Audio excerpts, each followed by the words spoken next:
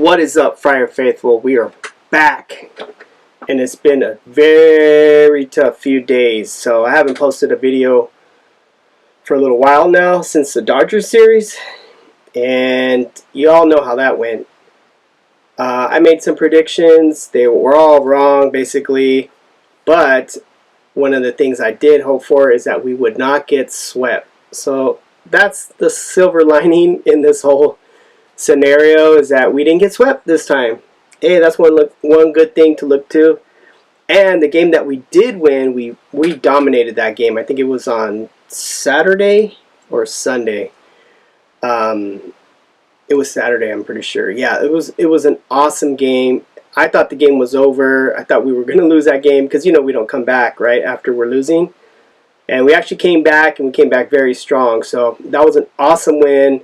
I didn't get to go to the game, but I watched it after it was, you know, after the game was over. I watched the replay, and I was out of town that weekend, so I couldn't go.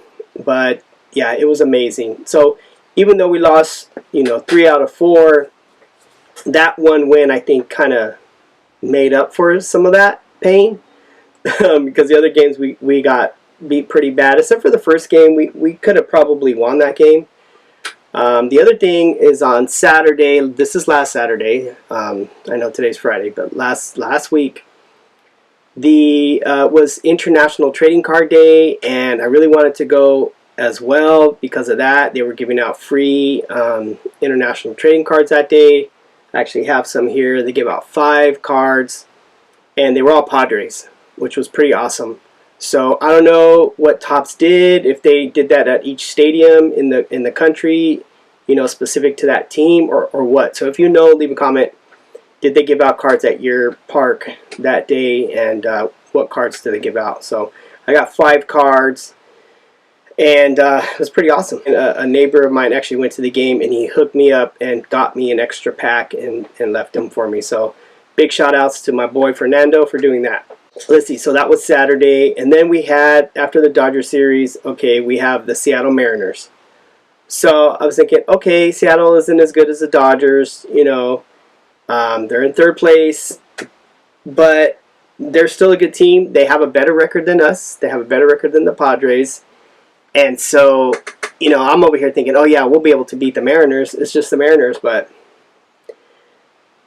again, they're a better team. They have a better record than us. So that doesn't always mean, you know, that doesn't always equate. You know, it doesn't mean you're a better team just because you have a better record. Most of the time it does, but, you know, it could just mean that the teams that they played didn't play well or whatever. And so we only had 2 games against the Mariners, and we got swept because it was, even though it was only 2 games, it was still a sweep in a sense. We lost both games. We almost won. We could have won the first one, but it didn't work out. I don't even remember. I know Darvish pitched one of those games, and, you know, the bullpen kind of lost that game. So the first game of that series against the Mariners, it was actually Nick Martinez who started out that game as the lead pitcher. He went 3 innings, and then after that they brought in the relief pitchers. They actually only scored 2 runs, the Mariners. We scored 0. So that was Gilbert, who was on the mound for the Mariners, and obviously he's a pretty damn good pitcher. I mean, he kept us to 0 runs. So we have to acknowledge the pitching of the Mariners and how good they are.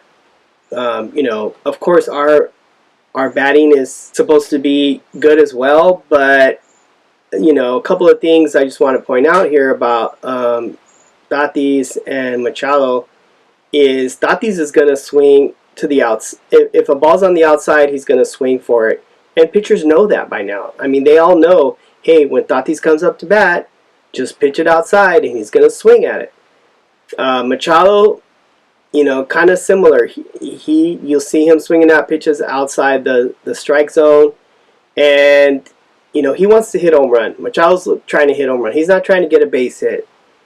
I know that sounds kind of weird for me to say, like, oh yeah, of course he would want a base hit, but look at his swing. He swings low and up for the fences, basically. He's not swinging horizontally. He's not swinging to you know, to get a base hit. If you look at Xander, all his hits are at the shortstop, at the third baseman. You know, he's going to ground out, so his swing is a little different. So yeah, you know, their pitchers are good. Somebody who, regardless of who's pitching, is going to hit the ball is Ha-Seong Kim. He's been doing incredible lately. I mean, I've seen him swing at pitches outside the zone, and he actually hits it because he's not trying to hit a home run.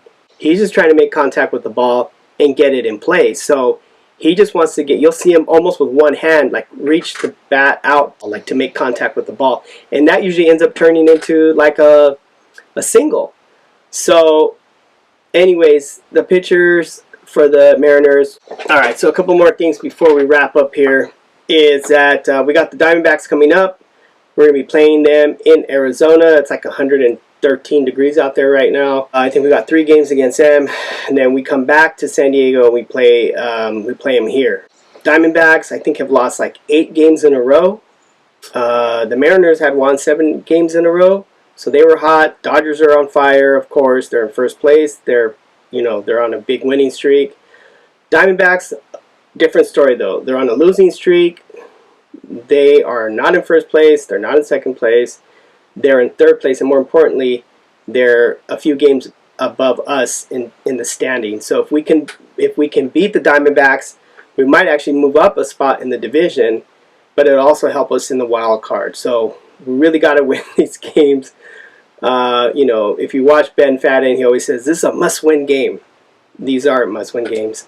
All the games are must-win games, in my opinion. But yeah, so we gotta, if we want to make some moves in the standings, we gotta beat the Diamondbacks. We really, really have to beat them. But of course, when we play teams that are in last place or not so great, we don't always win those games. So that doesn't really mean anything, because we swept the Rangers and they were in first place. So we swept the Angels, not in first place, but Tampa Bay, they were in first place. We won that series, so it is possible to win to beat really good teams, and it's also possible to lose against really bad teams.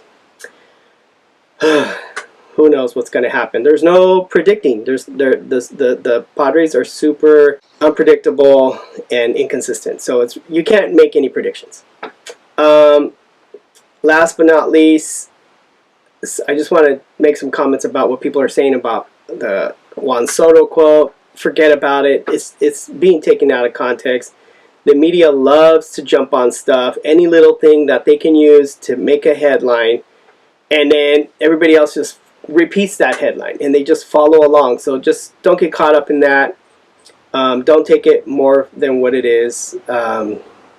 People will say all kinds of reasons why the Padres are losing, and ultimately it comes down to the players and their ability to hit the damn ball, because that's what's going on with our offense. We don't hit the ball.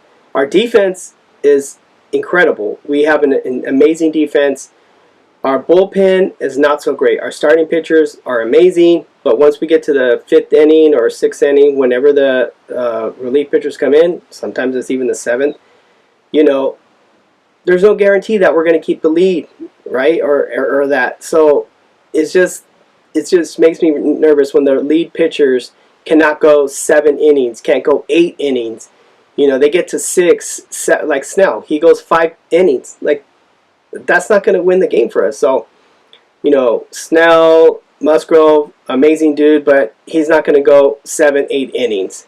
Darvish might go a little farther. Seth Lugo, I think, has probably pitched the most innings, or in terms of how far he can go into a game. Nick Martinez, he's not going to go 6 innings, 7 innings. So the bullpen is where we're hurting now. We were doing good, now we're doing bad. The offense was doing bad, and then the bullpen was doing good. So now the bullpen and the offense are doing bad. Sometimes our offense is on fire.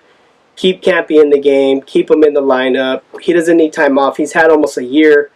He hasn't played all freaking year. He needs to be in every single game. He needs to be batting every single game.